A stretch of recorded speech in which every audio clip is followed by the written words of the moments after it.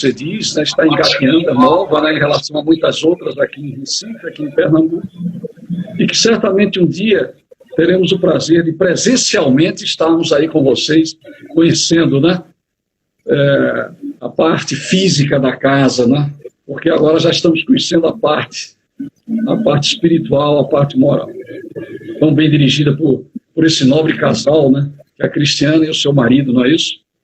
E os demais diretores. Portanto, agradecemos... Se Deus quiser, o ano que vem estará lá conosco, fé em Deus. E vocês estão fazendo 33, né? É 34? É 35 anos. 35 anos, desculpa-nos. Me falei a memória agora. É 35 anos, sabemos que cada ano que se passa na instituição espírita é um ano de sacrifício e muita luta. Nós estamos há mais de 20 anos na Associação Espírita lá de Silas e nós sabemos as dificuldades que todo centro espírita passa, né? Não tem aquelas facilidades do dízimo e etc e tal. Nós temos que estar sempre, né, pedindo, solicitando ajuda para mantermos a casa de pé, né? Porque não é fácil. Fazer espiritismo nesse sentido é muito difícil. Mas, graças à colaboração de todos, vocês estão levando a casa adiante, sem solução de continuidade, e que Deus continue abençoando vocês para que vocês passem mais 35, 70, né, 100 anos para dar a essa comunidade tão necessitada na nossa cidade, no bairro Jiquiá, essa luz que ele necessita para clarear cada vez mais as consciências que aí habitam e coabitam com vocês aí, né? Próximo. Bem, o assunto é um assunto muito pertinente, né, a cada um de nós.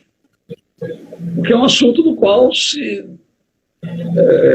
nós não o possuímos, dificilmente conseguimos atingir os nossos propósitos, né? É justamente a respeito da fé. A fé é justamente essa condição, né, onde nós confiamos no propósito a atingir. O que é a fé? É justamente a confiança que depositamos na realização de determinada coisa. Isso é a fé, não é? A certeza de atingir aquele propósito.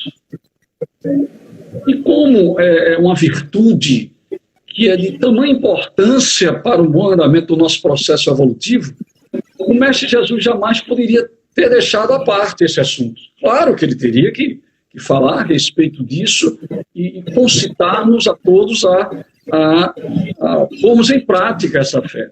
Porque a fé, ela se desenvolve à medida que nós vamos evoluindo. Ela não é prescrita. A fé é uma conquista. A cada evolução nós vamos adquirindo essa fortaleza em nós, essa confiança cada vez maior em atingir esses objetivos maiores. Um fato que foi marcante e que deixou para nós grandes ensinamentos a respeito de tudo isso, é justamente aquele fato onde aquele senhor, justamente há mais de 2000 anos atrás, quando Jesus aqui estava conosco, aquele senhor, acompanhado do seu filho, que na época se chamava lunático, na realidade, todos nós sabemos hoje que ele deveria ser subjugado, né? Porque era um rapaz que estava sendo dominado por um espírito, né? Um inimigo ferrenho. E eu não sei se você já presenciou um fato assim, mas é desagradável, não é fácil. É muito difícil. A subjugação, que é um dos níveis da obsessão, né? A obsessão simples, a fascinação e a subjugação, né? E a subjugação não é fácil. Pessoas que parecem serem fragilizadas fisicamente, mas para você sustentar ela na hora, fica muito difícil. E nós presenciamos casos assim. Então, esse rapaz, ele estava sendo vítima de um inimigo, certamente, de um obsessor ferrenho, né? E o pai dele já não tinha mais como fazer, já procuraram todas as formas de tentar afastar aquilo dele, mas não conseguia. E soube que Jesus faria isso. E foi em busca de Jesus. Não encontrando Jesus, ele procurou primeiro os discípulos. Só que os discípulos não conseguiram afastar aquela entidade. Vejam que coisa, né? Os discípulos que eram ligados a Jesus, nessa tarefa sublime de trazer a lei de amor e o evangelho de nosso Senhor para nós. Foram os coadjuvantes maiores. Eles não tiveram a condição de afastar aquele espírito. E por isso que ele vai e leva o filho dele e encontra Jesus, ao encontro de Jesus. E lá ele lança-se aos pés do Cristo e ele diz: Senhor, tem piedade do meu filho que é lunático. A gente entende que é um subjugado, né? E sofre muito, pois cai muitas vezes no fogo e muitas vezes na água. Ou seja, o espírito, quando atinge esse nível de subjugação, que não devemos confundir com possessão, não é? E Kardec nos avisa isso, com muita ênfase, possessão da ideia do espírito dominar o corpo, adentrar-se no corpo da pessoa, fazer o que quiser. Não é isso. Nós sabemos que o processo obsessivo é um processo de acasalamento perispiritual. E quanto mais tenaz é esse processo, mais agravante se torna. Foi o caso deste rapaz, que chega a um ponto que parece mesmo que ele está sendo dominado integralmente, como um verdadeiro fantoche. E tudo aquilo que o espírito quer, ele faz. Ele cerceia integralmente a vontade da pessoa quando chega nesse nível de subjugação. E era o que estava acontecendo com esse jovem. Agora imagine você, nós que somos pais, né? Já sou avô, né? Nós que somos pais, vermos e presenciarmos e convivermos com isso, com o filho passando por um problema desse. Ninguém quer isso para si, né? É um sofrimento terrível, atroz. E graças a Deus ele se depara com Jesus.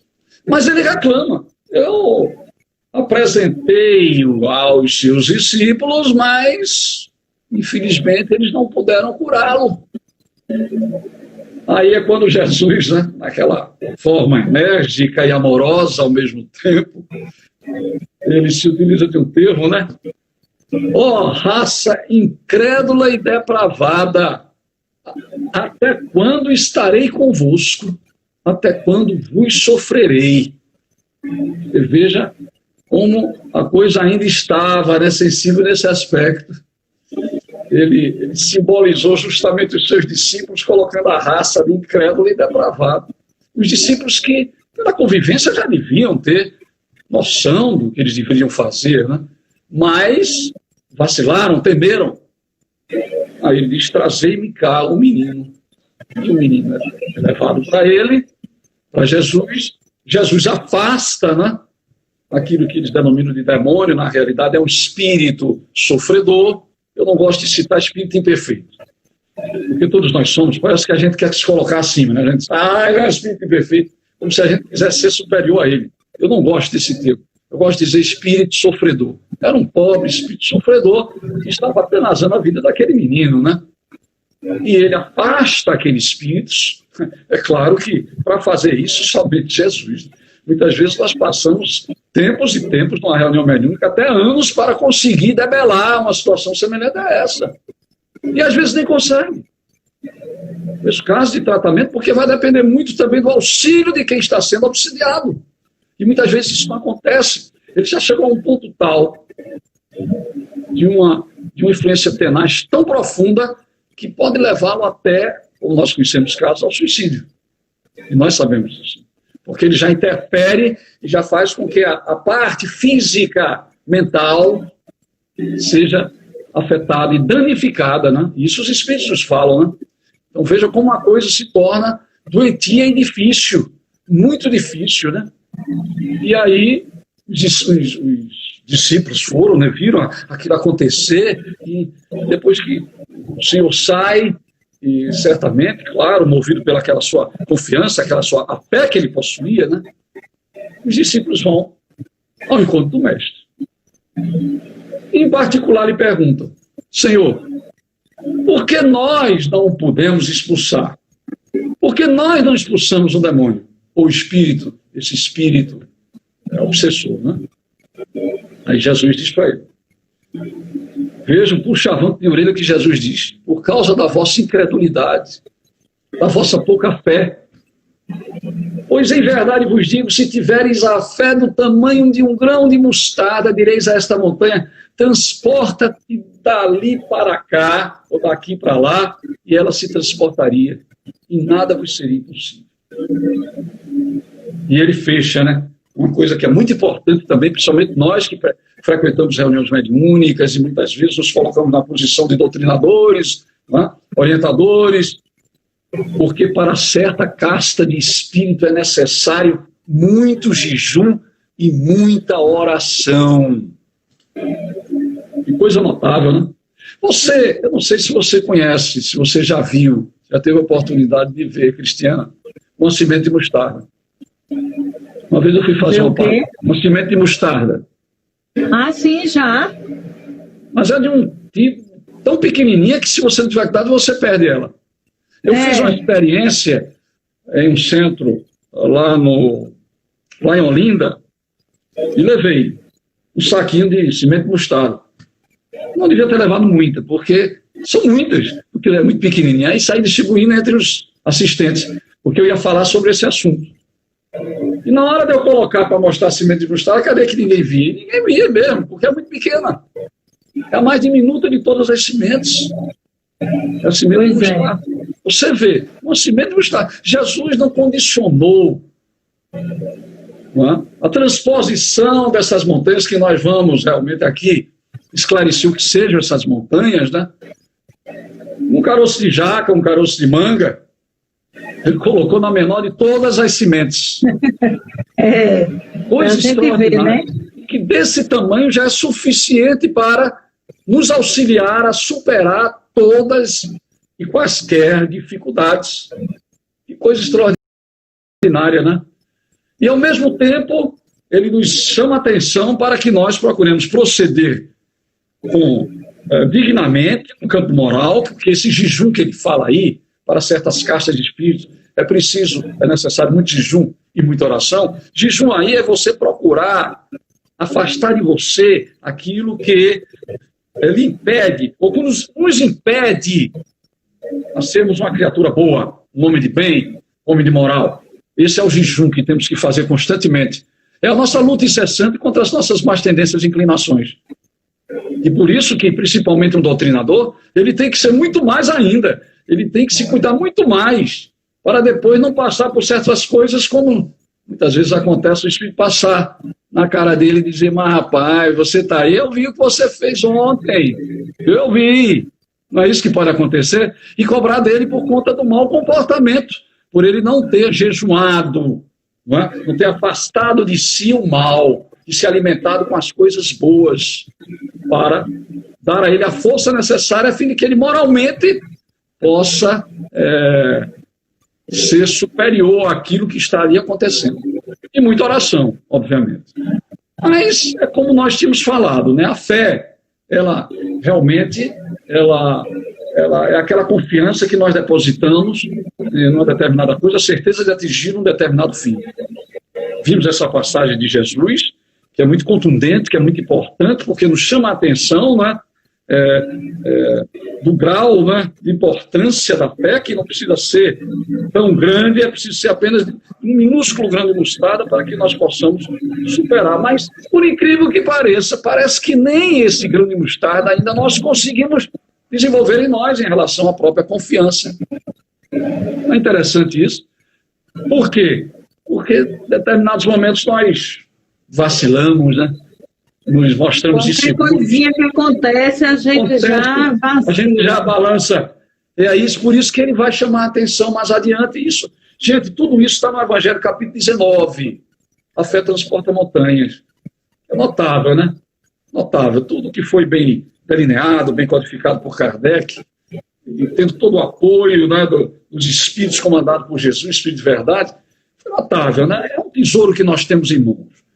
Por ter esse tesouro, nós não temos só que estar achando que ele é bonito, que coisa bonita, que coisa maravilhosa, não. Nós temos que fazer parte desse tesouro, procurando proceder de conformidade com o que esse tesouro nos convida a fazer. Não é isso que são esses ensinamentos imorredouros. Então, a verdadeira fé, diz o senhor Allan Kardec, é humilde e sempre calma. Ela não pode ser impaciente, pode? Não pode ser. A verdadeira fé tem que ser humilde, tem que ser simples e calma. E não é isso que acontece conosco. Muitas vezes a gente quer resolver tudo, às vezes, daquela forma nervosa, impaciente para resolver as coisas, e nós não vamos conseguir nada com isso. Mas a verdadeira fé tem que estar calcada na humildade e na calma, na paciência, porque ela confere a paciência que sabe esperar. Pois estando apoiada na inteligência e na compreensão, diz o Sr. Kardec, das coisas, tem certeza de chegar ao fim. É esperança. Como é que você pode ter esperança se você não tem fé? Não pode. Não é? Porque a esperança exige o quê? Exige fé e paciência. E estão juntas, agregadas. Confiança, né? Confiança na providência divina. E chegar lá no futuro, não, isso aí eu tenho certeza que eu vou conseguir. Isso é o quê? A esperança. Aliado ao quê? A confiança. E o que é confiança? Fé. Não é? Agora, a fé, ele diz também, com muita propriedade, né? Aquela sua inteligência, persciência, aquela notável, né? Aquela sapiência. Eu sou fã do senhor Allan Kardec, viu? Eu sou fã de Allan Kardec. É como dizia meu tio Paulo, eu não sei se você conheceu Paulo. Paulo Coimbra dizia, eu te amo, Kardec, né? E realmente Kardec era fantástico, né? Notável. Então, a fé, quanto à sua intensidade, ela pode ser, quanto à sua intensidade, robusta ou vacilante. Certo? Robusta. O que é a fé robusta? Será que é essa que nós temos? A fé robusta? Vamos ver agora, né? Pelo conceito que ele vai dar aqui. Confere a perseverança, a energia e os recursos necessários para a vitória sobre os obstáculos, tanto nas pequenas quanto nas grandes coisas. Será que é assim que nós estamos agindo? Será que é essa fé que nós já possuímos dentro de nós? Então precisamos começar a buscá-la, a desenvolvê-la dentro de nós, como já dissemos. Não se prescreve, é um exercício constante. Então precisamos cada vez mais confiar para que isso possa ser algo que nos dê perseverança, de energias e dê aquela força e recursos necessários para conseguirmos superar os obstáculos. Mas quem são os obstáculos? São as montanhas que Jesus falou. São as vicissitudes. São as idiosincrasias que carregamos dentro de nós, os preconceitos de rotina. É a ambição, a vaidade, a inveja, a intolerância, o rancor, o ódio, a inveja. Tudo isso são as montanhas. Não só são as montanhas que nos aparecem como as dificuldades no campo profissional ou no campo financeiro. Não só as dificuldades também, essas montanhas também estão dentro de nós e que precisam ser as nossas imperfeições morais, né? Isso, as imperfeições morais, não é? Esses preconceitos de rotina que nós criamos todos os dias em nós e que precisamos tirar o quanto antes. E qual um exemplo que a gente pode... Temos vários exemplos. Exemplos, eu gosto sempre, é bom sempre o exemplo, né? Exemplo. Exemplo, nós temos no Velho Testamento, temos no Novo.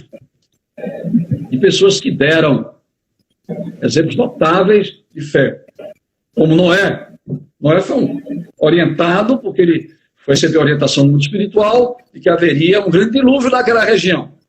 Foi naquela região, viu? Não foi um dilúvio na terra toda, não. Nós sabemos hoje que só foi naquela região. O dilúvio geológico é outro. Né? Aquele dilúvio foi necessário para resfriamento da terra, etc. E tal. Mas esse foi um dilúvio necessário. Aí ele teve que reunir todos os animais, aquela coisa toda, e confiou na espiritualidade e fez um homem de fé. Né? Teve muitos filhos, e um dos filhos foi Abraão. Abraão é o símbolo da fé do povo hebreu, do povo judeu. Você sabe disso. Tanto é que ele é chamado hoje de pai Abraão. Ainda hoje ele é chamado de pai Abraão. Não é? Por quê? Porque ele deu exemplos notáveis de fé. Casado com Sara, 80 anos de idade tem o primeiro filho, né? Que é justamente Ismael, mas não com Sara. Ele teve filho com Agar, a escrava, porque Sara aparentemente era estéril. Era estéril, até então era estéril. Então, ele, com a autorização da esposa, ele teve um filho com a escrava. E se chamou Ismael. Esse foi o primeiro filho que eles tiveram, com a escrava Agar. Mas com 100 anos de idade, parece até mentira, né? Pelo menos está lá, né? Está lá no Velho Testamento. Veja que com 100 anos de idade, e ela devia ter seus 80 ou 90, tiveram outro filho, agora filho dele mesmo. Ela ficou grávida. E esse se chamou justamente Isaac. Chamou-se Isaac. Esse era o filho legítimo. Agora vejam a fé. Vejam o testemunho de fé que ele teria que dar a Deus. O anjo aparece a ele e diz: agora é necessário que proveja a vossa fé ao nosso Deus. Você vai até o Monte Moriá, vai levar o seu filho e lá vai sacrificá-lo. Você sabe dessa história, claro. E aí, quando ele chega lá, depois de ter caminhado um bocado, subir daquelas montanhas... Imaginemos nós hoje fazer isso, viu? Em nome de Deus. E ele chega lá, quando ele pega o punhal para sacrificar o filho, aí o anjo aparece e diz: basta, Abraão, já destes demonstração de grande fé pelo Senhor. Vai ali, pega aquela ovelha que está e faz o sacrifício com ela, e não com teu filho. E era o filho legítimo, Isaac, né? E por conta de Isaac, e justamente Ismael, foi que surgiram essas vertentes, né? Dos árabes, dos judeus e etc. e tal. Isso aí é um dever de casa que nós convidamos a todos a procurarem depois de estudar, né? Claro. Estudar sempre é bom. Eu sou muito afeito, eu sou muito afim ao Velho Testamento. Eu tenho a impressão que eu fui pastor no passado, sabe? Porque tudo que eu leio adentra-se com muita facilidade esses ensinamentos, essas coisas todas. E é importante nós lermos a saga deste povo, porque, afinal de contas, foi no seio desse povo que surgiram duas grandes revelações, graças à fé. Né? E muitos julgam que a gente não deveria, que a gente teria que se focar só no Pentateuco. Eu não penso assim. Eu acho que a gente tem que ter sim o conhecimento da Bíblia, conhecer toda a Bíblia. Eu tenho minha Bíbliazinha toda arrepiadinha com as observações. Claro, Cristiana, que você não vai ler o Velho Testamento como você estuda os livros da doutrina espírita. Você não vai se deter tanto assim. Mas tem que conhecer, tem que ler.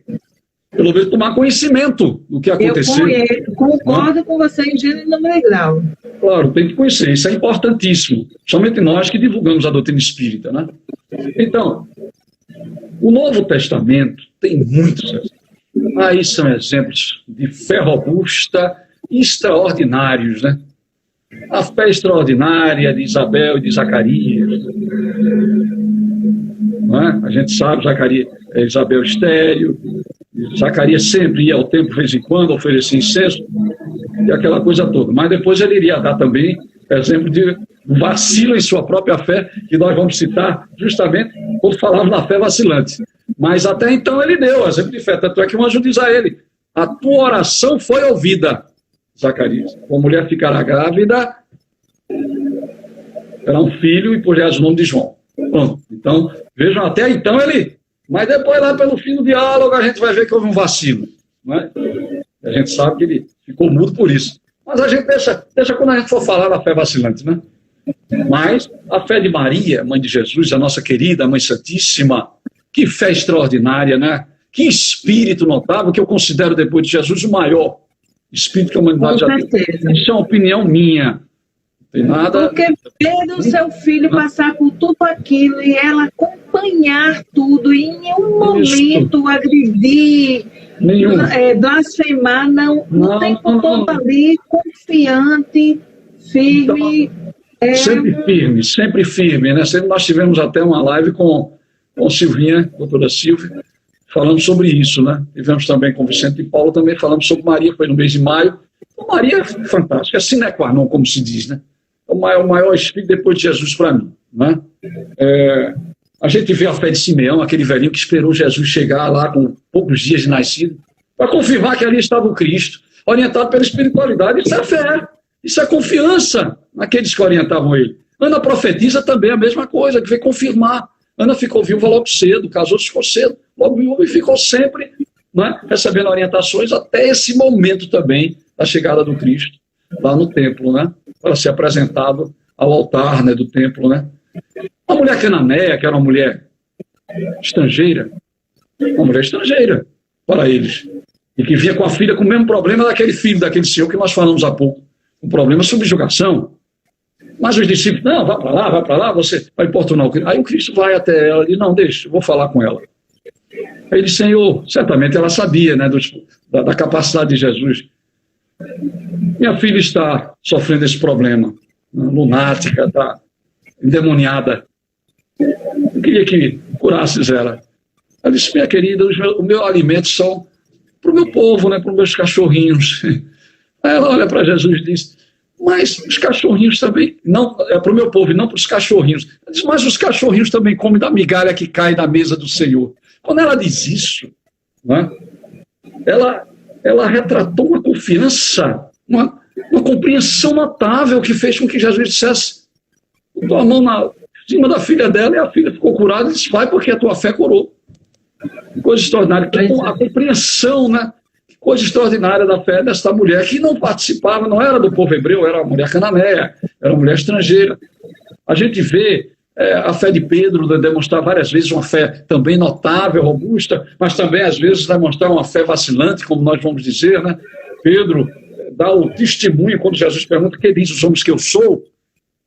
Nos dizem, aí um dos discípulos diz a Jeremias, Isaías ou até Elias, mas vocês que dizem que eu sou? Aí Pedro se aproxima e diz, tu és o Filho Cristo, o Filho de Deus vivo. Aí Jesus diz, em verdade vos digo, Pedro, que não for a carne o sangue que isso te revelaram, mas o meu Pai que está nos céus.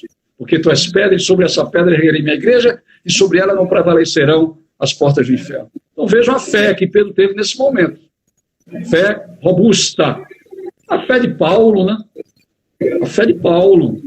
Porque Saulo, antes de ser Paulo, também era um homem fervoroso. Era um homem que dava a sua própria existência por Moisés. Ele precisava, como disse Estevão, já prestes a deixar o corpo físico ali com Abigail junto dele. Ah, Abigail, perdoe ele, porque ele, com a mesma garra, a mesma força, a mesma energia que abraça Moisés, ele um dia haverá de abraçar Jesus. Veja que premonição notável, né? Já deixando o corpo físico. Que coisa notável, né? E foi o que aconteceu. Foi imaginar que ele, quando fosse viver e exemplificar Jesus, ia ter a mesma força, a mesma fé, a mesma perseverança, e teve, né? Isso, porque a falha de Saulo, de Saulo, por enquanto, antes de ser Paulo, não foi a questão de ser corrupto, de ser devasso, não. Ele era um homem, era um espírito nobre, vaso escolhido por Jesus. Não é? Tanto é que e Abigail, ele queria casar tão puro quanto Abigail era, ele dizia sempre isso a Abigail. Não era um sujeito devasso nesse aspecto. Mas o erro dele foi religioso, foi na fé. O erro dele foi da fé. Ele não percebeu que quando foi para a casa de Pedro, quando Estevão foi fazer aquele discurso no sábado pela manhã, que era aquele momento que ele tinha que despertar. Mas ele não despertou pelo orgulho de raça, de defender o farisaísmo e com todas as suas forças o mosaísmo. Paciência. Só foi acontecer isso às portas de Damasco, para depois, no final, ele dizer, não é? Combati um bom combate, acabei a carreira. Guardei o quê? A fé. Isso aqui é extraordinário, né? Isso aqui é extraordinário, a fé, né? Ele guardou aquela fé retumbante, notável que ele possuía. Então, esses exemplos, temos também... A hemorroíça mesmo, né? Que pela sua fé e acreditar que poderia encostar na veste do mestre. Porque é tanta coisa para a gente citar, sabe, que eu tenho medo do tempo. Isso é assunto para um simpósio, fé. Porque tem a hemorroíça, né? A hemorroíça é outro exemplo notável de fé, robusta. Ela doente, quase uma década, ou mais de uma década ali, gastou quase todas as suas economias com o médico, perdendo sangue por uma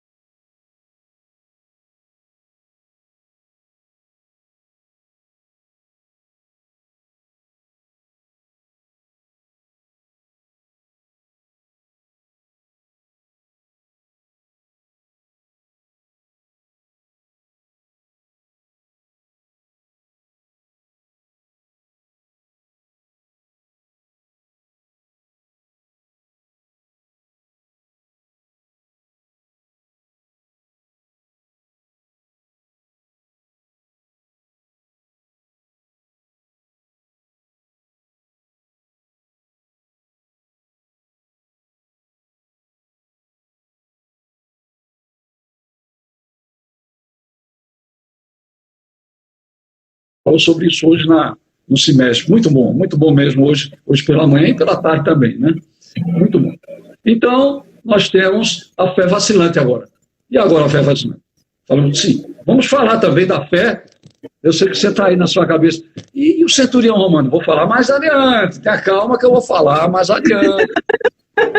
Isso aí eu não vou demorar. Mas é porque ele ele é maravilhoso, né? Então, a fé vacilante, o que é a fé vacilante?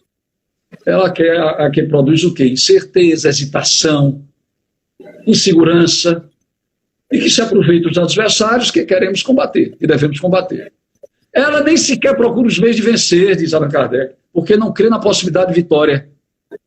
Ela está aliada ao pessimismo, não ao otimismo, como é o caso da verdadeira fé, a fé robusta, né?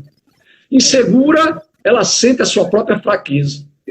E quando estimulada pelo interesse, torna-se furiosa e acredita poder suprir a força com a violência, que é a prova de fraqueza e falta de confiança em si mesmo. Não tem pessoa assim que quer convencer você com a palavra mais alta e tal, e até com certa violência, porque ele não é seguro, ele não tem segurança em si mesmo. Quando você vê uma pessoa assim, é porque ela não tem segurança em si mesmo. E os exemplos? Aí a gente vê Zacarias, que demonstrou uma fé notável, logo que um anjo aparece a ele, e lá no finzinho do diálogo, ele pergunta, mas como se dará isso, justo que eu e minha esposa, né, somos ambos avançados em idade. Podia até dizer, e ela é estéril. Aí ele diz, Zacarias, eu sou Gabriel. Aí é quando ele dá o nome dele.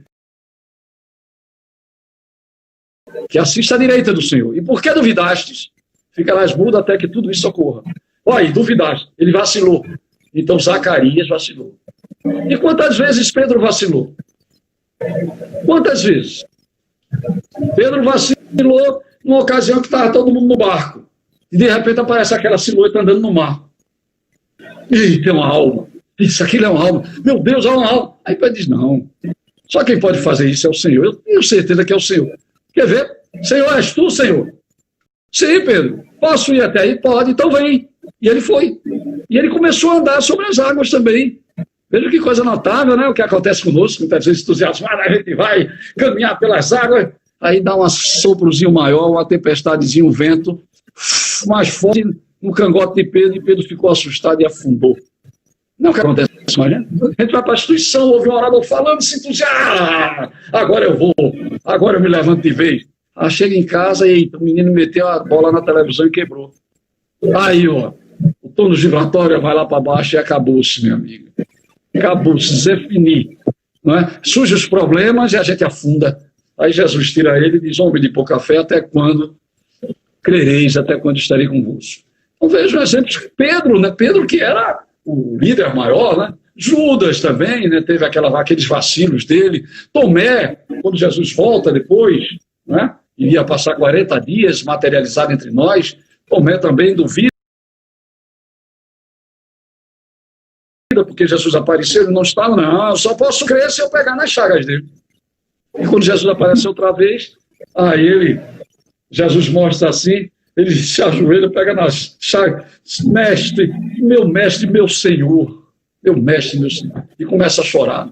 Dúvida, né? É dúvida, né? Porque ele não tinha aquela fé que deveria ter. Então você vê, entre os discípulos havia ainda essa incerteza, essa insegurança, né? Então, nós temos também, além da fé que nós dividimos na sua própria intensidade robusta e vacilante, nós temos a fé religiosa. É onde já vamos entrar no caso do nosso amigo, viu? O nosso amigo do centurião romano. Então, a fé. No seu aspecto religioso, a fé é a crença nos dogmas particulares que constituem as diferentes religiões. Não é isso? É. Não é? Ela pode ser o quê? Cega ou raciocinada. Esse termo novo, raciocinada, quem trouxe foi a doutrina espírita, isso é uma revelação. Não é? Veio nos orientar para conquistarmos essa fé, que é a fé verdadeira. O que é a fé cega? A fé cega é aquela que nada examina, aceita tudo sem controle, o falso, o verdadeiro, e a cada passo se choca com a evidência da razão. O sujeito fala lá no púlpito e tal, e diz que é certas coisas, até coisas que, pelo amor de Deus, é difícil de engolir, né? Eu me lembro que meu pai dizia que tinha um amigo que ele tinha um amigo dele era evangélico e disse, mas rapaz, eu li a Bíblia e que história é essa que como é o nome dele? Eu esqueço o nome dele agora, que entrou na baleia, como é o nome dele? Eu esqueço agora, é a idade mesmo. Daniel. Não é Daniel, não. Como é, né? Jonas. Não é Jonas, ele entrou na baleia. Você tu acredita nisso, rapaz? Rapaz, se dissesse que Jonas engoliu a baleia, eu acreditava? Pelo amor de Deus, né? Aí isso é fé cega, né, meu amigo? Não se pode aceitar mais isso. Hoje se aceitou muito isso no passado. Muito isso. Principalmente porque os discursos feitos nas igrejas que se diziam cristãos eram discursos feitos através de uma linguagem que ninguém entendia, que era justamente o latim. E aí de costa para o público. Eu acho que quando eu era criança havia isso ainda, eu não sei se havia, pelo menos meus avós havia. Né? O sacerdote daquela igreja fazendo de costas em latim. Como é que você podia entender as coisas e compreender, não é? Mas você sabe que essa fé cega levada ao excesso pode levada ao excesso, ela pode levar ao quê? Ao fanatismo. Foi o que aconteceu, agora mais um exemplo. Nós citamos aqui, exaltamos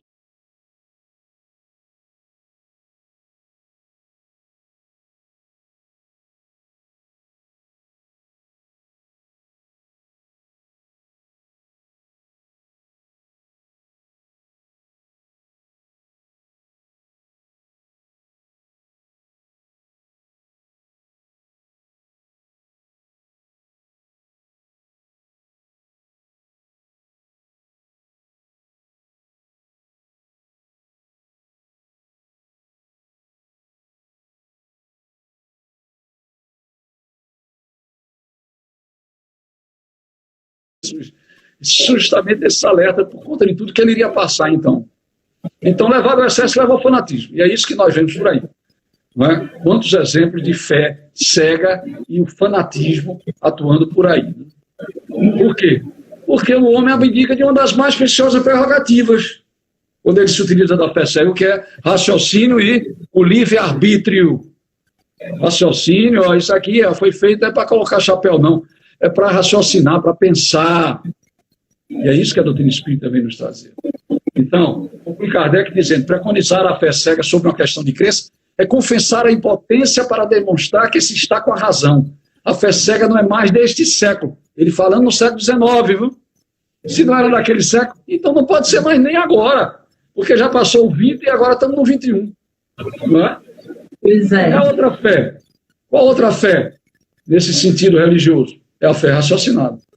E o que é a fé raciocinada? Né? A fé raciocinada, ela se apoia no quê? Se apoia nos fatos, na lógica, não deixa nenhuma obscuridade, crê-se porque se tem a certeza e só se está certo quando se compreende. A melhor coisa do mundo é isso, é você estar certo de uma coisa porque você compreendeu. A pior coisa do mundo é você não compreender uma coisa e ficar na dúvida, e será mesmo? Não é? Ficar naquela dúvida. Eis porque ela não se dobra. Você não tem a convicção, né? É a convicção. É pelo raciocínio, pela lógica. Porque ela não se dobra, aí fica a tradicional frase que ele nos deixou e que muito se atribui para o Espírito de Verdade. Não é o Espírito de Verdade, foi Kardec. Porque isso é inabalável a fé que pode enfrentar a razão face a face em todas as épocas da humanidade. Essa é a verdadeira fé. A fé raciocinada, vamos ver se dá tempo. O centurião romano. É o exemplo, eu não sei se vocês já atinaram para isso, vocês e seu marido. Se não atinaram, bote isso no seu caderno, porque isso aí veio um dia como inspiração para mim. Isso é o maior exemplo de fé raciocinada que existe no Evangelho quando Jesus aqui esteve. É a do centurião. Coisa notável. Por quê? Porque ele não fazia parte das hostes cristãs. Ele comandava 100 homens, por isso que ele é chamado centurião romano. 100 homens, 100 soldados romanos. Mas era um homem que tinha um senso de compreensão e de lógica notável. Quando a gente vê isso, principalmente no diálogo. Quando um daqueles servos amados dele está já às portas da morte física, e ele já tinha ouvido falar em Jesus, certamente, dos feitos de Jesus. E ele sabe que Jesus está próximo, ele vai correndo ver Jesus. Ele disse, Senhor, eu estou com um servo querido às portas da morte física. Da morte física, eu vou dizer morte mesmo. Todo mundo entende como morte física. Querias que eu o curasse. Vamos comigo lá em casa? Não vou, não, ele não diz isso não. Aí Jesus disse, então vamos lá. Jesus aqui diz, vamos lá então. Ele diz, não, Senhor. Não, porque eu não sou digno de tê-lo debaixo dos meus telhados. Que coisa notável, né? Olha a humildade, a fé sem humildade não existe. Né? Olha a humildade dele. Olha a paciência que ele teve também. Não, Senhor, eu não sou digno de tê-lo debaixo dos meus telhados. Mas sei que da mesma forma que eu mando um servo meu fazer isso, aquilo outro, ele faz. Da mesma forma vós podeis fazer. Como se dissesse, podeis comandar as vossas legiões de anjos e podeis fazer com que eles possam ir lá e curá-lo. Cura à distância, minha amiga, coisa mais moderna de hoje, né? Curar à distância, tratamento à distância. É o primeiro tratamento à distância que a gente vê no Evangelho e também a fé raciocinada, estabelecida através daquele homem. Foi tão notável a compreensão do mecanismo que se processava, o entendimento dele nesse mecanismo notável, que ele chega para, né? Jesus chega para ele, todos os discípulos ali, a multidão. Olha para ele e diz, jamais vi tamanha fé em Israel. Imagine aquilo como não estremeceu dentro dos discípulos que estavam ali, né? Jamais vi tamanha fé em Israel. Isso aqui é uma fé extraordinária, né? Então, ela pode ser também humana e divina. A fé humana é aquela que é estabelecida através dos nossos interesses em busca das coisas materiais. Não é? Isso aí existe, lógico. A gente tem que ter fé nas nossas conquistas pessoais, profissionais. Claro que a gente tem que ter. Olha, vou passar no vestibular, agora eu vou ficar de braço cruzado, não vou fazer nada, não. Você tem que estudar, você tem que ser previdente. Olha aí, a fé não dispensa a previdência, você tem que fazer a sua parte. Então você tem que lutar, tem que fazer a sua parte para se fortalecer, e esse fortalecimento foi o que aconteceu comigo no vestibular, em 1974, 73 para 74, eita, 66 anos eu estou, né? Então 73 para 74, eu estudei, fiz a minha parte, e saí de casa e fiz uma oração. Aí eu fiz, pedindo ajuda para que eu pudesse me tranquilizar, porque a pior coisa do mundo na hora dessa é você ficar nervoso. Eu conheço gênios que não passaram porque ficaram nervosos na hora, porque ele altera. Eu também conheço muito. O nosso cérebro. E a espiritualidade não vai fazer por nós, não pegar a caneta, psicografar e fazer a prova, não. Não, não é isso não. Pois é. Mas ele vai nos auxiliar pela confiança que nós temos neles. Apesar de ser eu, mas foi um exemplozinho pequenininho, né, de confiança à espiritualidade. Então a fé humana ou divina, conforme uma aplica as suas faculdades à satisfação das necessidades terrenas ou das suas aspirações celestiais. E com isso, minha querida amiga, já que estamos chegando praticamente ao fim da nossa conversação... faltando 3 minutinhos só. Então vamos... Então dá para fazer a prece somente, né? Não, pode falar, 3 minutos para você. Está com 3 minutos para você assumir. Faça 2 para eu assumir. Aí você faz o fechamento agora em 2 minutinhos. Então, gente, vamos procurar utilizar isso, porque com a fé nós poderemos manipular o magnetismo junto com o fluido agente universal e procedermos coisas extraordinárias, até curas de pessoas nós podemos fazer. Está lá no Evangelho isso. Agora é preciso confiarmos, para isso é preciso procedermos de conformidade com o que Jesus disse. Estabelecendo em nós o exemplo, tal qual fizeram aquele pássaro, que observando a floresta em chamas não deu outra, voou em direção ao lago próximo, mergulhou, encharcou seus pequeninos corpos de penas, voou em direção às chamas, balançou as suas asinhas, mas tal qual, antes de ali chegar, aqueles pingos de água eram evaporados mediante a alta temperatura do ambiente. Ele continuou naquela tarefa, até que um pássaro mal intercepta lhe diz, meu querido irmão, está vendo que jamais apagarás esse fogo sozinho. Estás cometendo atitude idiota, imbecil. E ele diz a ele, pode ser que eu não faça, mas cumprirei, se possível, até a morte para defender a irmã natureza, que agora está sofrendo terrivelmente através das chamas avassaladoras. E continuou naquela sua tarefa.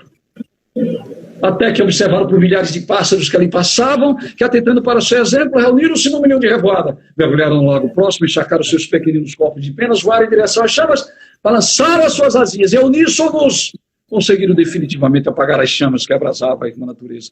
Esse é um exemplo de fé, porque a fé, essa tríade notável, fé, esperança e caridade, elas não podem jamais estarem desatreladas uma da outra. Precisamos das três para acelerar o nosso processo evolutivo e, através do nosso exemplo, derramarmos as gotículas de exemplo, a fim de